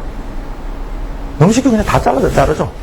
그런 병 환자도 조금 만성되고 배 아픈데 약 줘서 안 나면요 끊자 그래요. 아마 그런 이야기 많이 들으셨을 거예요. 근데 그게 제가 봤지만 제가 보기에는요 너무 황당한 치료라는 거예요. 그런 게. 면역이라는 게 이런 건데요. 이게 면역 반응이 아니고요. 이게 제가 인체가 면역이라는 게 자체가 외부 자극이나 항체, 이게 외부 자극이라는 게 찬바람이라 이런 거 들어가고요. 뭐 음식들, 모기 물린 거 이런 거 다 들어가고 어떤 그 외부에 내한테 영향을 줄 수 있는 모든 것들을 방어할 수 있는 능력이에요. 그러니까 엄청나게 중요한 능력이죠. 모든 생명 활동에 작용을 하는 거예요. 남편이 막 못된 소리 하면 어때요? 내가 어때요? 막 듣기 싫죠? 그것도 방어 시스템이에요. 거기에도 면역이 관여해요. 그러니까 면역은 관여 안 하는 것이 없죠. 왜? 모든 인체가 모든 외부 활동과 접촉하면서 일어나는 변화들을 방어하고 있기 때문에 그래요. 근데 이 면역 자체가 문제가 있다는 게 말이 안 된다는 거예요. 이 면역 체계 자체가 자가 면역 질환을 갖는 종이었다면 인간은 벌써 멸종을 해야 돼요. 왜? 지 몸을 지가 공격하는 그런 사람들이기 때문에. 근데 그렇지는 않다는 거예요, 전혀. 그러니까 그런 때의 경우에 제가 찬 음식을 많이 먹고요. 양기를 지속적으로 계속 허약하게 만들어놔서 소화관 자체의 손상이 낫지 않는 거예요. 이걸 면역 이상 반응이라고 주장하면 안 된다는 거예요. 그죠? 그래서 이 면역 조절 자체가 교란이 됐다고 주장을 자꾸 해서 면역 억제를 계속하면요, 이 소화관 손상이 안 나요. 그래서 병원에서 치료하는 환자들의 80%가 수술이 필요한 거예요. 그 뭔 소리냐고요? 80%는 도저히 치료 안 된다는 소리예요. 근데 말이 좋아 80%죠. 의학적으로 80%는 거의 다라는 소리예요. 그러니까 실컷 약 주고요. 자, 언제 수술할지 기다리는 거예요. 무슨 말인지 이해가 되세요? 아마 그런 이야기로 많이 들었을 거예요. 자, 이거 약 먹어보고 안 좋으면 나중에 수술하셔야 됩니다. 그게 무슨 말이에요? 실컷 약 먹고 있는데 그것도 시키는 대로 꼬박꼬박 매일 약 먹고 있는데 수술하자냐? 안 좋으면. 그런 약을 왜 먹고 있죠? 그 예후가 어떠냐고 한번 물어보셨어요? 80% 환자가 수술 필요하다는 예후도 들으셨어요? 그런 약을, 그런 치료를 하고 있어요. 더 황당한 그런 이야기를 하면서 의사들이 되게 떳떳해하고 있다는 것도 제가 되게 황당하게 생각하는 부분이에요. 환자의 대부분을 치료 못하고 있으면서 이게 전부라고 이야기하고 있어요. 사실 전부 아니죠. 인간의 가장 기본적인 병의 원인조차도 놓쳤단 말이야. 그러니까 의학적으로 불치병을 만들어 놓고 전부라뇨. 그렇게 피해받는 환자들, 잠 꺼내는 환자들 어떡하고요? 그런 상황에 이 크론병이 앞으로 이런 일이 점점 많아져요. 왜냐하면 이 크론병이란 진단을 앞으로 설사하는 만성적인 설사는 앞으로 다 크론을 진단받아요. 지금도 그런 제가 환자를 보니까 정말로 전형적인 크론이 아닌데도 크론병 진단을 받아와요. 그러니까 제가 얼마 전에 치료한 애는요, 너무 스트레스가 심한 여고생이에요. 화장실을 하루에 5, 6번, 7, 8번 계속 가요. 근데 대변이 안 나와요. 나오면 찔끔찔끔 설사를 해요. 이걸 리그 후중 증상이라는데요. 그게 설사하고 어떤 데는 한 번씩 어때요? 물설사를 쫙 하는 거예요. 그때 아빠가 그럴 텐데 그때 데리고 가니까 크론이라고 떨렁 진단을 받았어요. 근데요, 걔가 원인이 뭐였냐면 지극한 스트레스 때문에 생기는 어때요? 과민성 장염이었어요. 걔한테 그 공부에 대한 엄청난 억압을 어릴 때부터 시켰기 때문에 우리가 뭐 강남의 엄마들, 목동의 엄마들 애들 선행교육 시킨 애들 있죠. 그 대표적인 애들이었었어요. 근데 걔한테 엄마한테 얘를 한 달만 좀 자유롭게 해줘라 그랬어요. 그러니까 공부도 시키지 말고 애가 하고 싶은 대로 하고 가만히 놔두라고. 걔가 지금 치료한 지 제가 한 달이 채 안 됐는데요. 증상이 싹 다 없어졌어요. 아무 증상도 없어요 이제.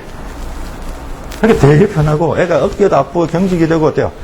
맨날 어깨가 아프다고 이야기하고 화장실을 하루에 수십 번 가는데 그것도 되게 재밌는데 엄마만 보면 화장실 들어가요. 그런 애가 제가 이야기를 전해서 얘가 크론이라고 진단받는 건 좀 오해다. 이게 크론을 하든 안 하든 그것도 중요하지도 않지만 얘 가장 원인은 화병과 스트레스라는 거예요. 그걸 없애면 된다는 거예요. 근데 그 원인을 건드려주면 어때요? 금방 그 증상이 사라져요. 근데 그런 전형적인 크론 환자가 아니었기 때문에. 근데 병원에서는 크론이라고 날리고 있어, 이제. 내시경 가서 원래는 전형적인 크론의 모습이 있어야 크론으로 진단할 수 있는데요. 이제 그것도 귀찮은 거예요. 왜? 어차피 결핵이라든지 배체처랑 구별해야 되는데 이게 구별이 잘 안 돼요. 구별하면 명확하게 있으면 좋은데 없어요. 왜? 구별한다 하더라도요. 약이 똑같아요. 황당하시죠? 실컷 진단한다고 이야기해놓고 결핵균을 죽이는 약이 들어간 것 뿐이고요. 나머지 배체트라고 부르던 내과적인 질환을 진단받는 순간 약이 똑같아요. 약 안 달라요. 과민성 대장염 환자들도 장기화되면 이 약을 그대로 써요. 그러니까 진단의 의미가 별로 없는 거예요. 진단 명확한 의미가 없어요. 자, 원인이 뭘까요? 자, 만성설사인데 설사라는 게 어떤 식으로 일어나냐면 보통 우리 대변이 70%가 수분이에요.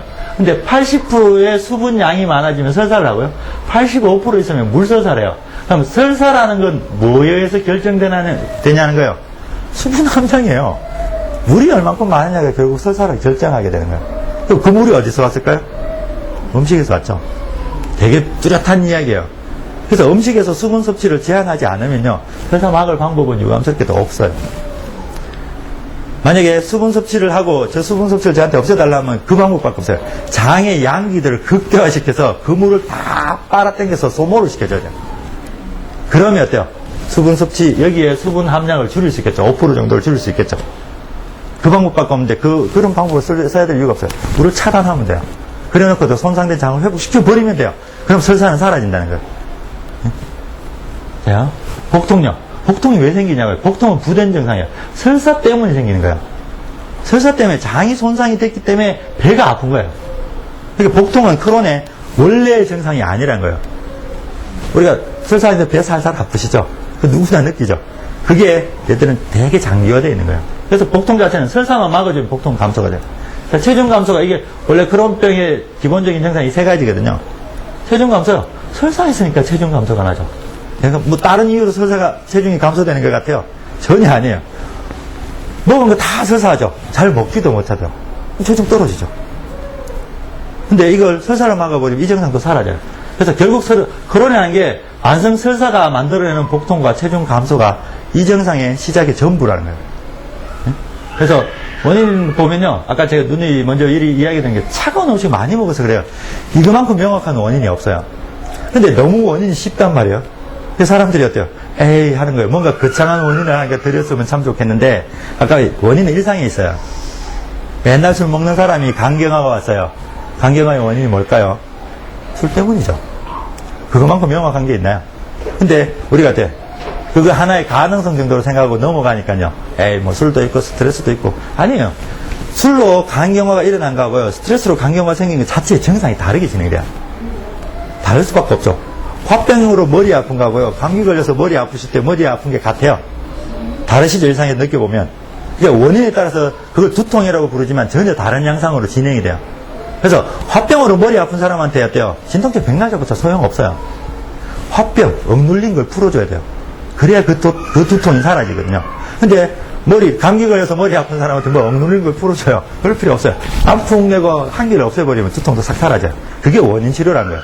일상에서 우리가 하고 있는 거예요. 일 많이 해서 피곤하시면 어때요? 밥 잘 먹고 푹 주무시죠. 그게 치료예요.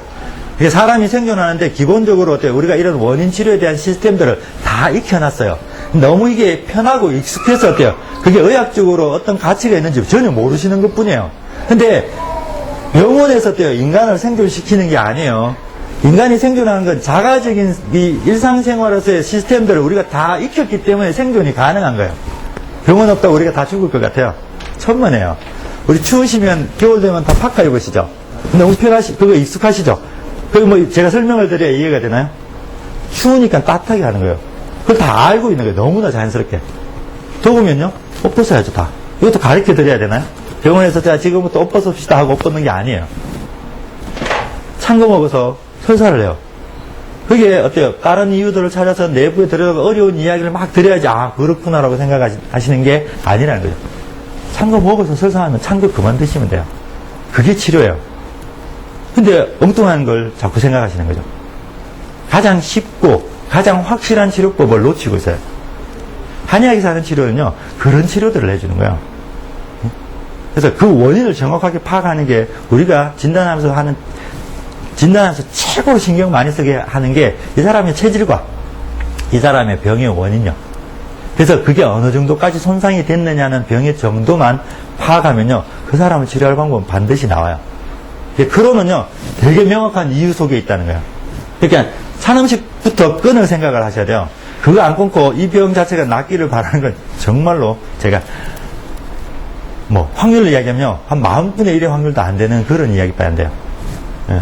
자, 설사하는 유발한 음식을 제가 구체적으로 가르쳐 드릴게요. 자, 이 중에 있는 음식을 만약에 내가 자주 먹고 있다면요. 이거는 내가 크론병 환자가 된다는 것만 생각하시면 돼요. 내가 빨간 거 하는 게 주로 환자들이 많이 먹는 것들이에요. 그죠? 과일 이런 거 많이 드시죠? 보시니까, 그죠? 그래요? 기타 아이스크림이나 찬물, 청량은 우유 이런 걸 많이 드시죠? 얼음물이라든지. 자, 여기에 해산물 종류, 이런 종류들이 설사를 되게 많이 유발해요. 자, 채소류 중에도 원래 채소에 섬유질이 많은 걸 변비 환자들한테 쓰는 거거든요. 근데 이 채소를 먹어야 된다고 자극적인 거 먹지 말라고 채소를 또 많이 먹고 있어요. 네? 오이나 가지나 미나리나 케이신 이런 것들이 버섯요. 다 설사를 유발하는 것들이에요. 네? 먹을 거요? 제가 먹을 거 제가 사이트에 많이 적어놨어요. 여기 제가 설사 유발하는 음식만 꼽아놨는데 나중에 설사 먹을 것들 이런 거 말고 드셔야 될 음식들이 되게 많아요. 저건 아까 말씀하신 체질과 무관하게 예, 무관하게 성질이 찬 음식들이에요. 저희가 다 적어 놓은 건 아니고요. 음식 종류가 너무나 많잖아요. 그걸 다 적어 드릴 수는 없고, 제가 그 환자들이 문의를 하면 제가 가르쳐 드려요. 그 음식 하면, 그 음식 찬 거예요. 드시지 마세요 하고 제가 다 가르쳐 드려요. 그러니까 음식 자체의 성질이 뚜렷하게 있다는 거예요. 예? 그러니까 이런 걸 평소에, 만약에 요리, 이게 재료죠. 이런 재료들을 많이 쓰고 있다면요. 우리 집에는 무조건 크론이에요. 네? 이게 그걸 명심하시, 이걸 안 바꾸시면 절대로 크론병을 회복할 방법이 없는 거예요. 나중에 이 사이트에 제가 자료들 다 공개를 해놨으니까요. 보시면 돼요. 자, 그래서 원인요. 자, 양기의 허약을 유발한다는 거예요. 찬 음식 때문에 그래요. 따뜻한 음식 먹으면 양기 허약이 안 돼요. 네? 찬 거 먹으니까 몸이 자꾸 추워지는 거예요. 자, 양기가 허약이 나타나는 증상이에요. 이게 양기가 허약의 증상인데 한번 보세요. 배가 차요. 설사가 자꾸 반복되고 손발이 차고 춥다는 느낌이 자꾸 들어요. 이거 노인네들 양기 떨어지면 이런 증상 이야기해요. 떠요. 양기 떨어지면요. 아까 이제 불이 꺼졌기 때문에 소화가 안 돼요. 소화가 안 되면 가스가 차죠. 그럼 속이 답답해요. 자, 몸이 무거워요. 힘이 없으니까요. 자, 부종이 생겨요. 그런 환자들이 하지부종이 잘 생겨요. 하지부종이란 말이 뭐냐면 중력 방향으로 물이 쳐져서 안 올라오는 거예요. 다리가 부어요. 애들요. 조금만 애들 중고등학생들 크론 환자 조금만 서서 이렇게 걸어다니면 다리가 부어요. 그래서 힘이 없다 그래요. 묵직해지고. 심하면 얼굴까지 다 보여요. 사지가 다 보여요. 왜? 돌질 않으니까요. 물이 대사가 안 되니까요. 그래서 붓는 거거든요. 이것도 양기가 떨어진 증상이에요. 심장박동이요. 느려지거나 불규칙해져요. 그러니까 크론병 환자들과 원래 설사를 할 때 보면 맥이 빠바바박 빨리 뛰어요. 근데 이게 힘이 없어요. 만성적이라서. 근데 심장박동이 느려지기 시작해요. 나중에 되면요. 느려지고 이게 부정맥이 일어나는 경우도 많고요. 심장박도가 이렇게 참새가 이렇게 똑똑똑똑 치듯이 헐떡헐떡 하는 맥이 나타나요. 그러면 양기가 거의 다 떨어진 거예요. 대개 보면 이런 증상까지 간 사람들은 맥을 안 보다 얼굴만 보면 표시가 나요. 하얘요. 핏기가 하나도 없어요. 맥집 보면 다 그래요. 양기가 다 떨어진 거죠. 그래서 아직 이렇게 보시고 대개 애들 보시고 입술 색깔이 빨갛게 보이는 애들은요. 양기가 덜 떨어진 애들이에요. 입술 색깔을요. 입술 색깔, 혀 색깔을 이렇게 생각해 보세요. 그게 되게 창백하게 느껴졌다면 걔는 양기가 이미 다 떨어진 거예요. 근데 아직도 우리 애는 입술이 좀 붉은 것 같다. 그럼 아직 양기는 좀 살아있는 거예요. 그럼 치료가 그나마 좀 나아요. 자, 얼굴 창백하고요. 어지러워요. 여자는 냉이 많이 나오고요. 생리가 불규칙해요. 이건 아랫배가 찬 여자들이 어때요? 많이 느끼는 거예요. 여자들 냉 나오는 이유에 80%가 전부 배가 차서 그래요. 이건 아마 찬 거 되게 많이 먹고 설사해본 날, 또 겨울에 찬바람 맞고 이렇게 돌아다니는 날 냉이 물컹물컹 많이 나오는 걸 느꼈을 거예요. 결국 그 냉이라는 게 그런 물이 빠지는 거거든요. 이게 대장에서 어때요? 빠지는 게 설사가 되는 거고. 그러니까 냉이나 이런 것도 전부 다 수분 자체 변화예요. 피부가 건조해져요. 왜? 혈액 공급이 안 되니까요. 닭살이 되고. 겨울 되면 닭살이 생겨요. 자, 피로가 안 풀어져요. 맨날 잠이 오고 머리가 안 풀어져요. 사람이 나른해져요. 그럴 수밖에 없는 거예요. 이제 보면. 자, 손발이 저리고 피가 안 통해요. 관절이, 근육이 힘이 없어서 관절이 이렇게 뻣뻣해져요. 아파요. 네. 감기가 자주 걸리고요. 보안이 들어요. 네, 면역력이 떨어졌으니까요. 배에 물소리가 자주 나죠. 하지부종이 생기고요. 상처가 안 나요. 이게 되게 중요해요. 크론병 환자한테 상처가 양기가 떨어져 잘 안 났는데요. 면역 억제제를 써버리면 진짜로 안 나요. 그러니까 그전에는요, 설사 좀 한다고 장은 절대로 안 망가져요. 우리 그 곱창집에 가보시면 대창이나 막창 먹어보시죠. 그 껍질이 되게 단단하죠. 자, 그게 구멍이 난다고 한번 생각해 보세요. 상처가 전혀 날 방법이 없는 거예요. 그럼 환자들이 대장에 누공이나 어때요? 천공이 일어난다 그래요. 그 대장에 어때요? 그 막을 보면 정말 단단한 근육막이에요. 자, 그게 빵꾸가 나는 거예요. 어떻게 빵꾸 날까요? 물이 그득 차서 안 없어지니까 곰기 시작해서 골마서 그 막이 옅어져서 터져버려요. 물을 그만큼 정체를 고여놓으면 생기는 거예요. 근데 거기에 면역 억제제를 줘버리면요, 그 상처를 낫게 해주는 혈액 공급 양 자체가 줄어들어 버려요. 염증 반응도 그것 때문에 준 것처럼 보여요. 근데 물이 고인 상태에서 이미 줄었기 때문에 낫질 않는 거예요. 그 염증 자체가 억제도 안 돼요. 물이 고인 상태에서 계속 곪아요. 곪다 터지면 누공이 되고 천공이 돼요. 그래서 크론에 누공, 천공이라는 증상이 생겨요. 그러니까 이게 나타나기 전에 치료로 먼저 경험을 하게 돼요. 직장 쪽에 물이 그득하게 고여있어요. 그 툭 건들면 물이, 농이 확 쏟아지죠. 병원에서 치료 수술하는 게 딴 거 아니고, 그 구멍 뚫어서 농 빼주는 거예요. 네? 농 빼주면 뭐예요? 또 차는데. 네? 농이 왜 차는지 이유를 안 없애놨는데. 물이 남아 돌아서 어때요? 물이 계속 부종이 일어나서 생기는 건데. 그거 안 없애주고, 치료만 그냥 계속 농만 생기면 빼주고, 농만 생기면 빼주고 하는 거예요. 그런 치료를 하고 있는 거예요. 자, 크론병의 그런 원인은요, 제가 누차 얘기했죠. 창고가 아니고 양기 떨어진 거예요. 제가 이거만큼 명확한 원인이 없고, 이걸 치료해보면 나아요. 네? 자, 체중 감소가 일어나고요. 그것이 양기 허약을 유발해서 장손상이 뭐냐, 장의 회복을 시킬 수 없는 상황을 만들어요. 그러면 크론병이라 부르는 거예요. 이해가 되세요? 크론병이 어떻게 됐는지. 이런 진행 과정이 있어요. 초기 증상은요, 아까 이야기한 그런 증상들, 본인이 보통 많이 호소하는 그런 증상들, 전부 찬 거 많이 먹고 소화 안 될 때 일어나는 증상이에요. 자, 신체 증상도 전부 다 허약해서 피곤하고 힘 빠진 증상이 아까 양기 떨어진 증상들이에요. 자, 이걸 제어를 못하면 증상이 완성화돼요. 복통성장 영양 공급 장애가 일어나고 체중 감소가 되고요. 그럼 장에서 어때요? 물들이 차기 시작하고 그것들의 궤양을 만들기 시작해요. 이러면서 궤양 조직이 커지면 크론이라고 진단받는 거예요. 근데 진단받을 때는 이미 이 증상을 빙글빙글 돌고 있는 상태예요. 자, 이제 볼까요? 이게 크론병이에요. 아마 사진사 많이 봤지만 이게 초기 상태거든요. 자, 가만히 보세요. 물방울 찍어 놓은 것 같죠? 이렇게 유리창에 물방울 맺힌 것 같죠? 실제로 이게 물이 고여 있는 거거든요.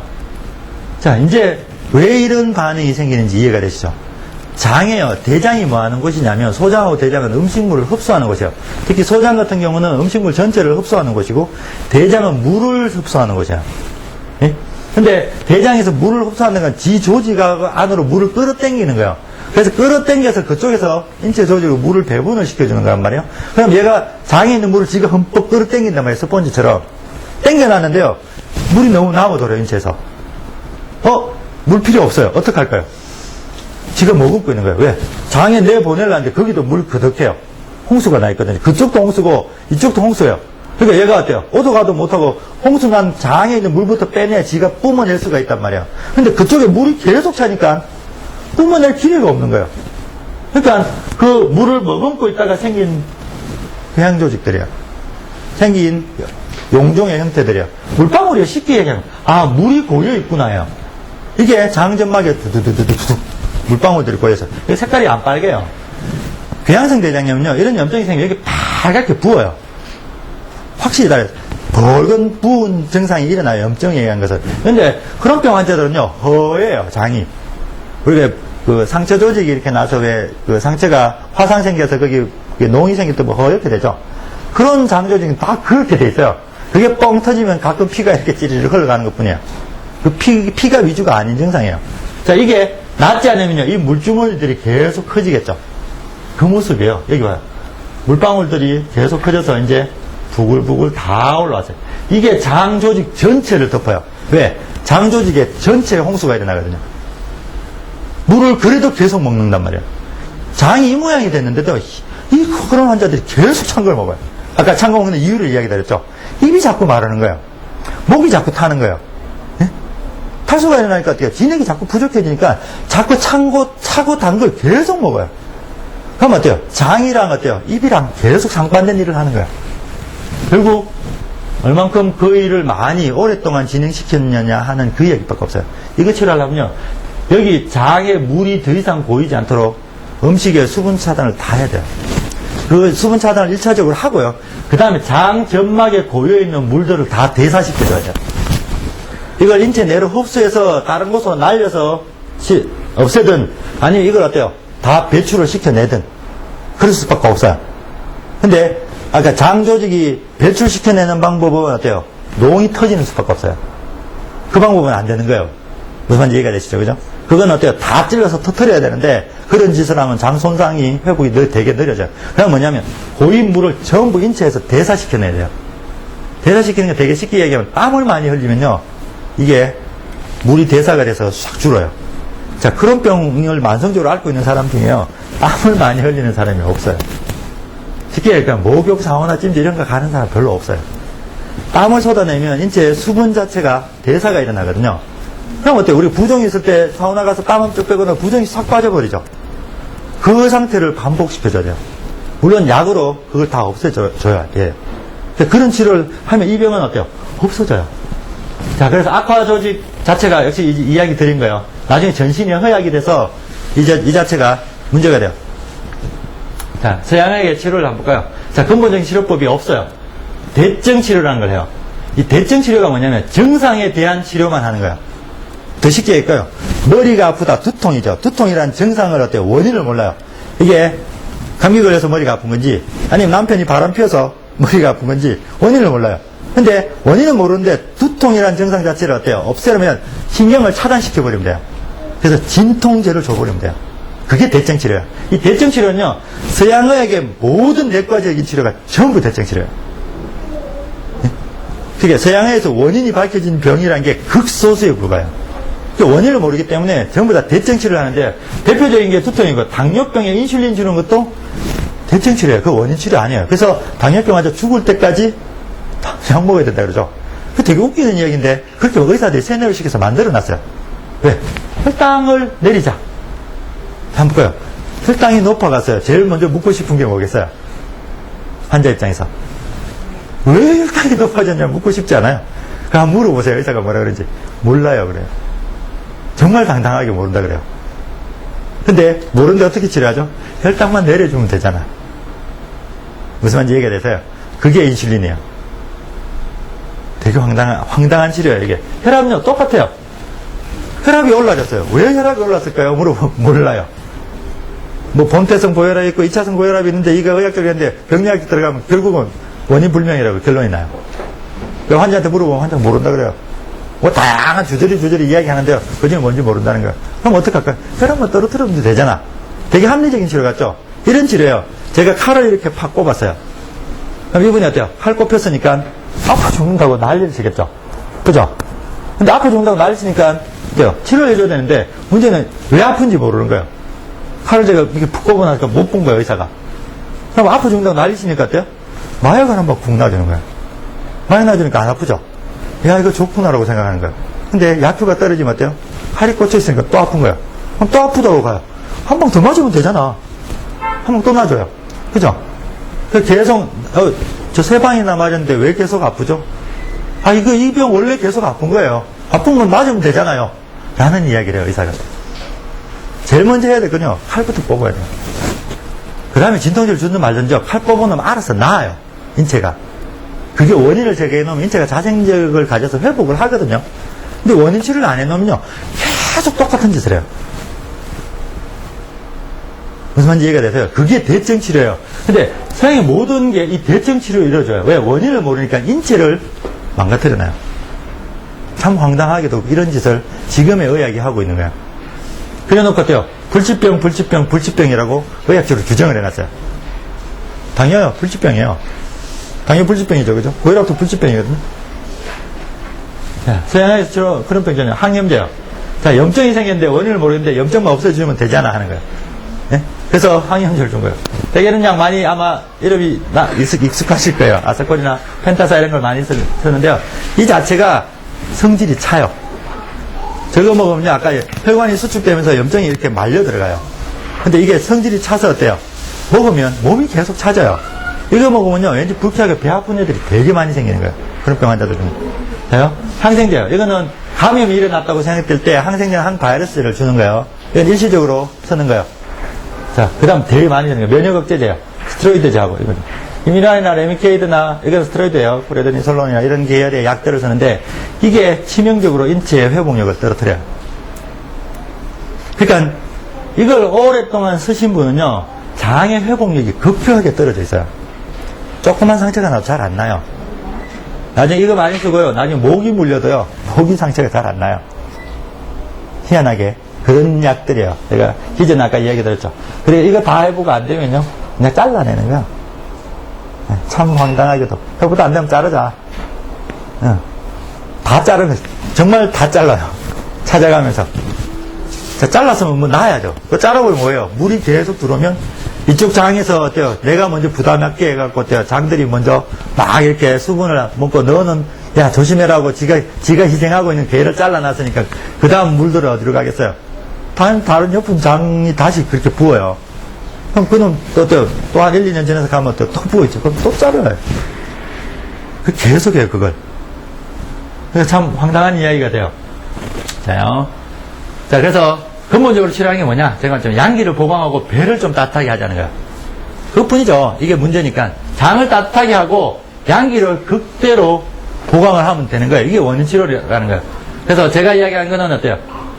한약으로 예전에 봤지만 설사를 잡는 한약은요, 예전부터 무수하게 써여졌고 그 임상 경험은 2000년 이상 누적이 돼 있어요. 그러니까 모든 설사 증상에 어떤 식으로 약을 써야 된다는 건 어때요? 되게 익숙하다는 거예요. 예? 그건 낯선 치료가 전혀 아니에요. 그리고 실제로 우리가 만성적인 설사 아니고 그냥 설사하는 사람 주면요, 2, 3회가 다 설사 멎어요. 이 만성이라는 부분은 장 손상이 있기 때문에 장 손상이 회복되기 전까지는 설사를 제가 한두 번 정도까지는 할 수 있다고 얘기해요. 장에서 흡수 못하는 문제. 근데 3번 이상 설사하는 건요, 문제가 있다고 제가 얘기하거든요. 치료 중에 3번 이상 설사하면 무조건 음식에 찬 게 들어간 거예요. 그래서 조사해보면 반드시 나와요, 그건 또. 그래서 약으로 이 부분을 최대한 제가 치료를 해드려요. 그 다음에 식이요법에. 자, 찬 음식이요, 음식의 제한요. 이걸 안 하면 절대로 안 나요. 제가 그 이야기 하는데, 다른 거 다 안 지켜도 좋다. 찬 음식만 먹지 마. 그러면 악화 속도가 덜해져요. 수술할 일까지는 절대로 안 가요. 명심하셔야 돼요. 그러니까 이게 원인이었기 때문에 그래요. 찬 음식을 상습적으로 과다하게 계속 찔끔찔끔 반복해서 계속 먹었기 때문에 어때요? 생긴 병이에요. 그래서 그 원인을 없애도 더 이상 망가지진 않아요. 그래서 나머지 제가 자주 하라는 거예요. 배 따뜻하게 하면 반신욕 해야죠. 핫백 해야죠. 제가 코로나 환자들은요, 하루 종일 배에 핫백 얹어 있으라 그래요. 따뜻하게 반신욕 계속 하라 그래요. 제가 여기 오면 뜸이나 이런 걸 떠서 어때요? 배를 계속 데펴야 돼요. 여기 들어오면 제가 온열치료법이라서 전신에 땀을 내게 하면서 아랫배를 데피는 치료들을 해줘요. 물을 배분을 시켜줘요. 그래야지 어때요? 이게 힘이 없으니까 운동도 잘 못 시켜요. 목욕하면 어지러워요. 그렇죠? 먹은 게 별로 없고 힘이 없기 때문에 운동 좀 하고 뭐 목욕 좀 해보라 하면요, 하면 어지러워요 하고 다 넘어가요. 그래서 처음엔 편안하게 눕힌 상태에서 어때요? 그냥 땀을 내게 하고 배를 데피는 치료를 먼저 해요. 그 치료가 끝나고 나면 이제 활동력을 높이도록 제가 지시를 하거든요. 그러면 운동을 시작해야 돼요. 근데 문제는 겨울이라서 이제 그게 이제 실내 쪽으로 바뀌어야 되고요. 목욕법 쪽으로 돌아가야 돼요. 이건 계절에 따라서 이 요령들이 조금 틀려요. 자, 그래서 이 온열치료라는 게 제가 봤지만 신진대 촉진하고 회복력을 증가시키는 치료인데 이건 한의원에서 하는 치료예요. 자, 이건 본인들이 집에서 하는 치료예요. 뭐 반신욕 하는데 제가 꼭 붙어서 봐줄 필요는 없죠. 그리고 일상관리요. 이거는 운동이랑 계절에 맞는 체온 조절을 하는데요. 쉽게 하면 무조건 옷 따뜻하게 입고 다니셔야 돼요. 애들요, 그런 애들이 짧은 거 입고 돌아다니면요, 걔 날 의사가 없다고 생각하시면 돼요. 걔도 춥거든요. 설사하면요, 체온이 뚝 떨어져요. 근데도 찬 거 입고, 짧은 거 입고 돌아다녀요. 안 나요, 절대로. 그런 걸 다 없애주시면 돼요. 이제 아마 사이트 보셨으니까, 제가 이제 어찌다가 저도 크론병에 관심을 갖게 됐고, 제가 이 크론병을 연구하면서 기존의 서양의학에 대한 치료법에 되게 실망을 많이 했고요. 도대체 이게 뭐 하는 짓이냐. 이래놓고 불치병이라고 떳떳하게 말하는 이유는 또 뭐냐는 거예요. 아마 그 내용들은 여기 원인이나 정상치료론에 제가 아마 그 설명을 거의 다 해놨어요. 기본적인 설명들은 다 해놨기 때문에 여기에 음식이라든지 저희 상담란에 음식 관리라는 이런 것들도 다 올려놨어요.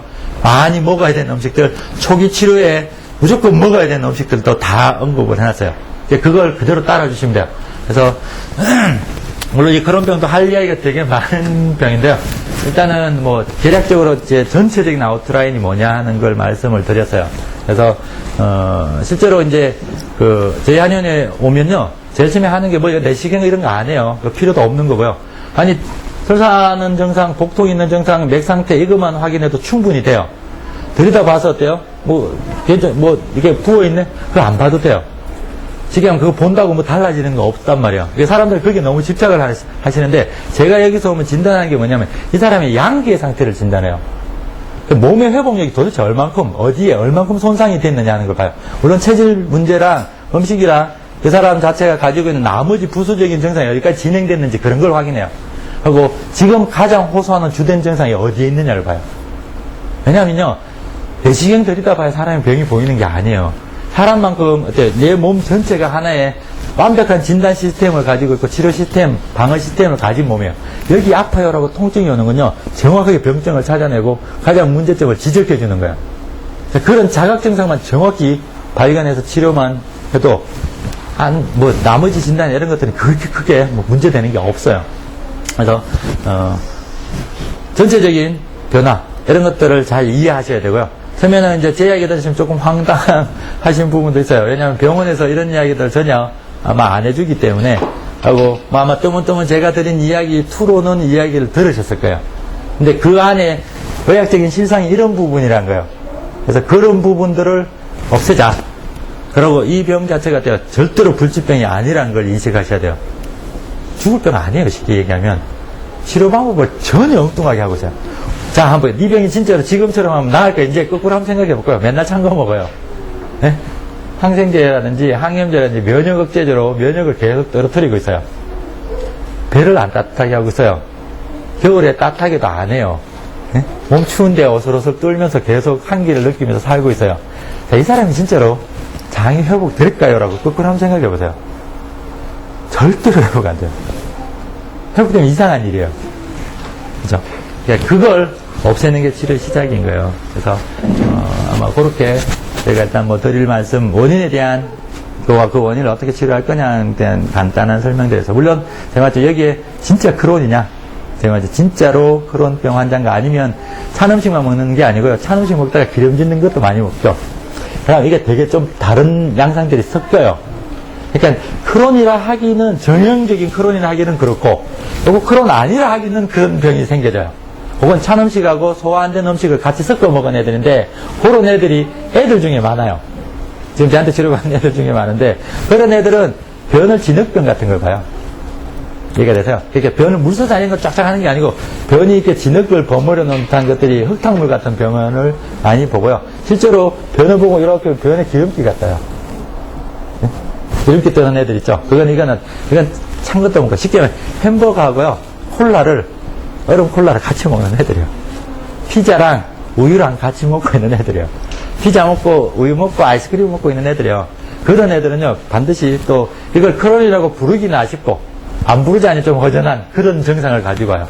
병원에서도 그런 애들 가면요, 의사들이 머리 쥐나요.